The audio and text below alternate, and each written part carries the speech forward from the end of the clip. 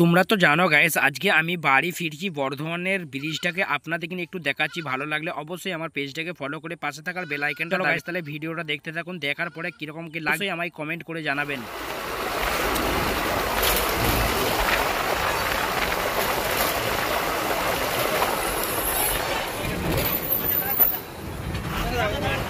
তো গাইস, তাহলে আমি এখন বাসের মধ্যেই বসে আছি। বাসে থেকে বসে বসে একটু ভিডিও বানাচ্ছি। কীরকম কি লাগছে দেখুন। সিটিটা অবশ্যই ভালো লাগবে আপনাদের। চলো গাইস, তাহলে ভিডিওটা দেখতে থাকুন। আগামী পর্বে এরকম ভিডিও আসতে কেন এখন আমি দেশে এসেছি। আগে কর্ণাটকে সোনার কাজের দোকানে ছিলাম, সেখানে সোনার কাজ করতাম, সেখানে সেরকম ভিডিও হচ্ছিল না। চলো গাইস, তাহলে এখন আমি দেশে ফিরেছি। দেশে কীরকম কী ভিডিও হচ্ছে অবশ্যই আমায় কমেন্ট করে জানাবেন।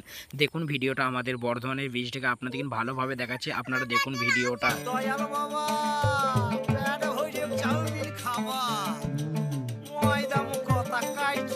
Dab dab করে তাকাইছে ময়দা মুখ মোটর গলাই গোল গোল কাটতে ভাঙে না ওই পাড়া শাশুড়িরা বৌমা চেনে না ড্যাং ড্যাং ড্যাং জামাই এসেছে।